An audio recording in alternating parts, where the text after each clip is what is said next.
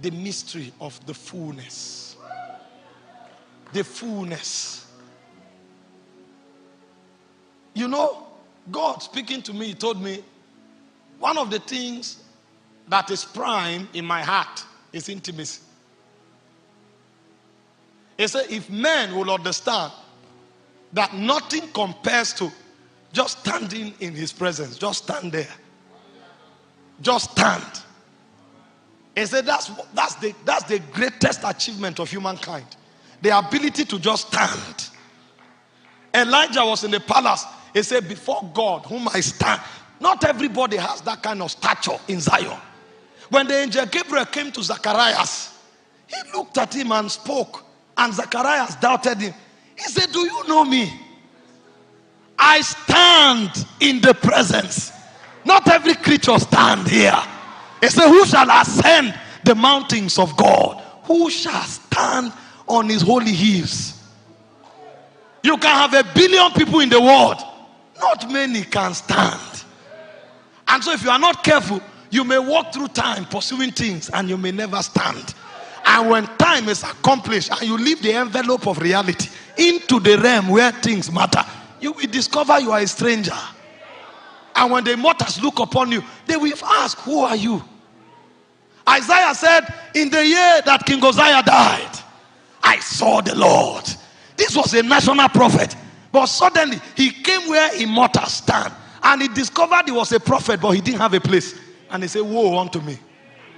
So a man can walk through time and begin to curse himself in eternity because he doesn't have a place. He's naked where things really matter.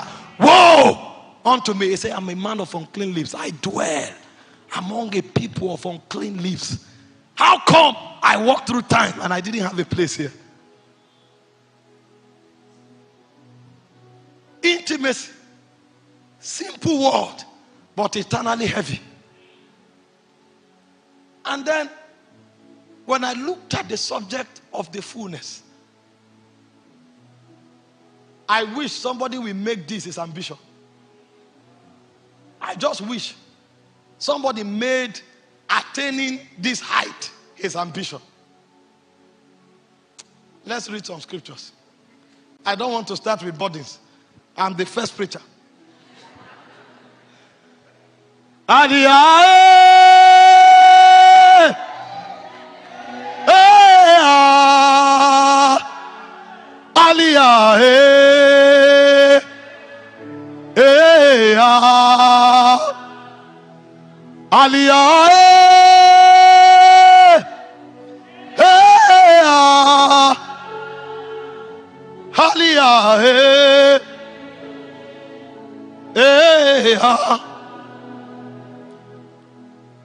The ultimate manifestation of Jesus was not a miracle. The ultimate manifestation of Jesus was not the fact that he could raise the dead. Because there's a realm where people don't die.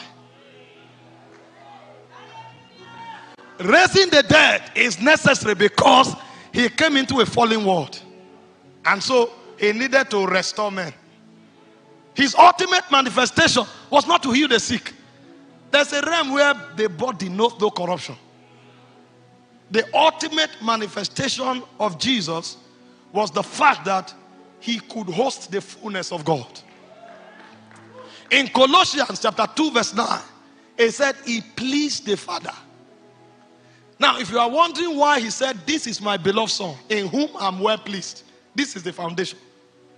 He pleased the Father that in him should all the fullness of the Godhead should dwell bodily. The ultimate manifestation of Jesus is the fact that for the first time, there was a location in the creations of God where God could be trapped. Because before the emergence of Christ, there was nowhere you could find the fullness of God. It was impossible. In fact, when Paul was teaching in 1 Timothy chapter 1 verse 16, it said, God dwells in light that is unapproachable. And God is light. That means God dwells in God. There's nowhere you can find God except in God. So God was secluded from creation.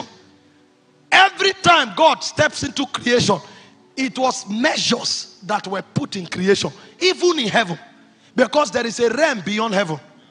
If you study Ephesians chapter 4 verse 10, it says when Jesus ascended, he ascended above all heaven. There is a height above all heavens.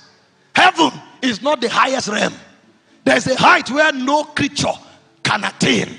That's where God hides himself.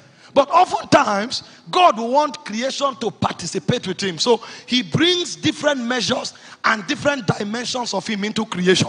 In fact, the reason the 24 elders cannot stop bowing is because they've not exhausted the dimensions. When they look up, they see a dimension. They worship that dimension.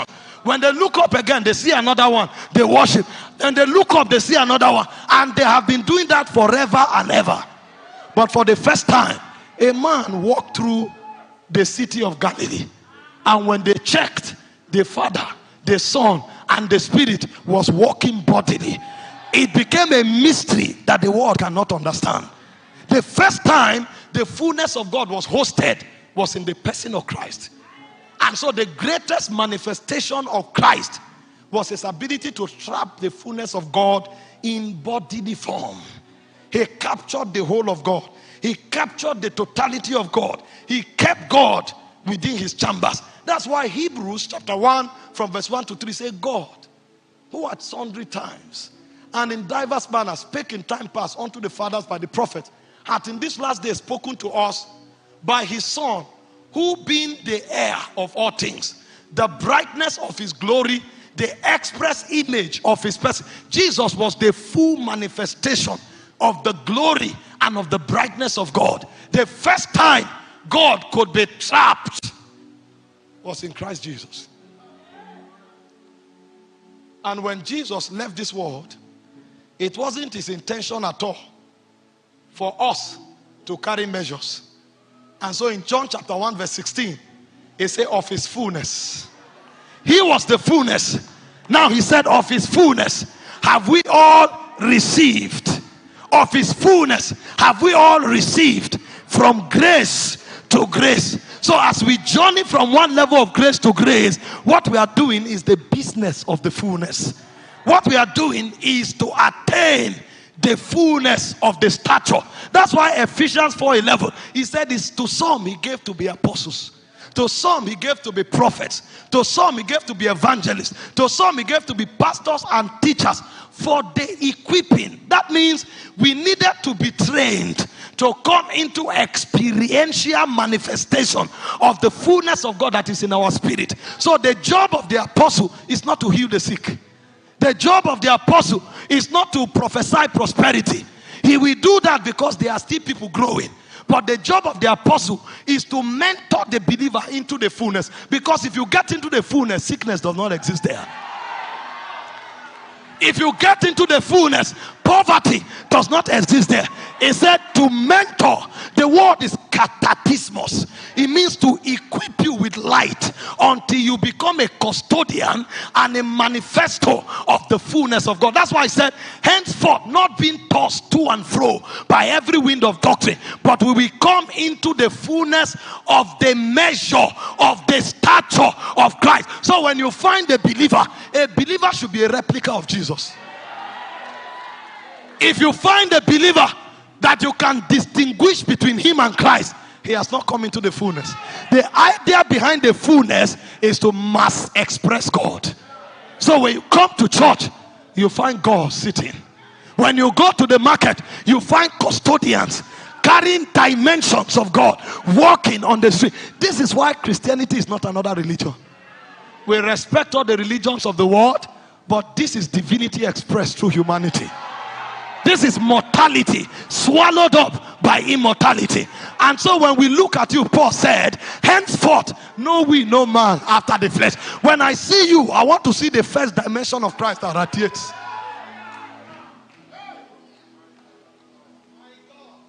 Please, let's sit. Yeah.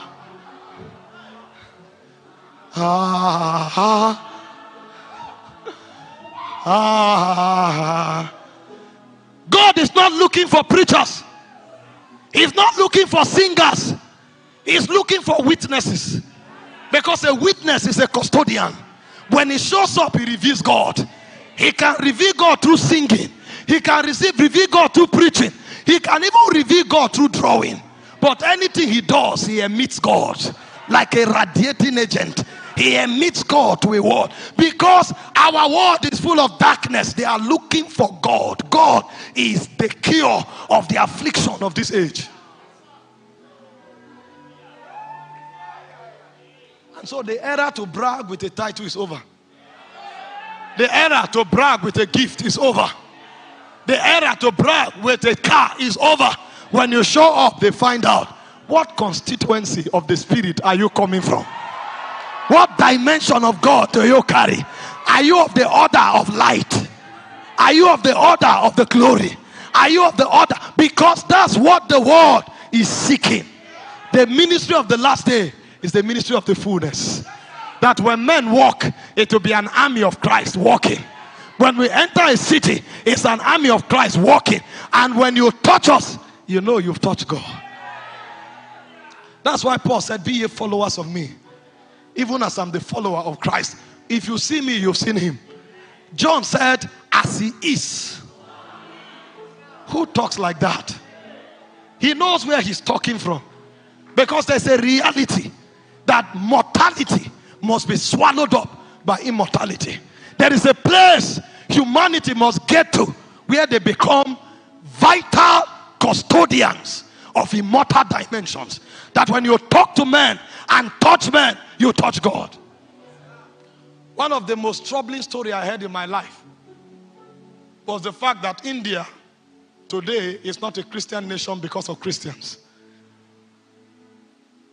Mahatma Gandhi was in South Africa. They spoke to him about Jesus. He was so fascinated and he wanted to know Jesus. And so he thought the natural thing to do, or the best way to get to know Jesus, is not just to read a book, but to find out those who have met him and see what they look like. Because at the end of the day, that's what he will also look like. And when he came into the gathering of the saints, he was segregated. And he said, if I have not seen you, I would have believed you're Jesus. We must produce Bible, but there are no witnesses. The first witness is a man who has touched God. And so in the ministry of the fullness, our goal and our focus is to become the host of God. Because this is the burden of God from ages past. After he created the world, he needed to be a participator of the world he has created. But he was too big for the world. And so there was no dwelling place for him. In Isaiah 66 from verse 1, he said, where is the house that you have made for me? He said, heaven is my throne. The earth is my footstool. But where is the house that you have prepared for me? And Paul came through spiritual technocracy. He said in 1 Corinthians chapter 6 verse 19, he said, you are the house of God. You are the tabernacle of God. You are the host of God. You are the answer to the question God has been asking for ages past. And so every time you want to find the fullness of God, you are supposed to come look for believers.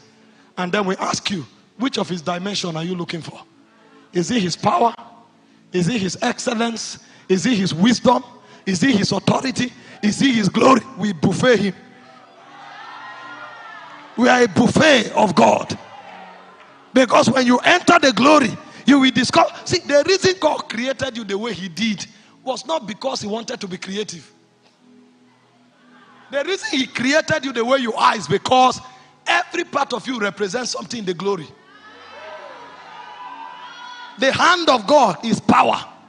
That's why I say lay hands on the sick. Your hand is a symbol of power. God's hair is his purity and his agelessness. So when we talk immortality, that's why when men grow old, their hair becomes white. Because when you see God, his hair is white. He speaks of purity and agelessness. God's face is his presence. He speaks of his government. That's why when you look at a man, if he's wrong, he knows. Your judgment is communicated through your sight. God's feet is his reign.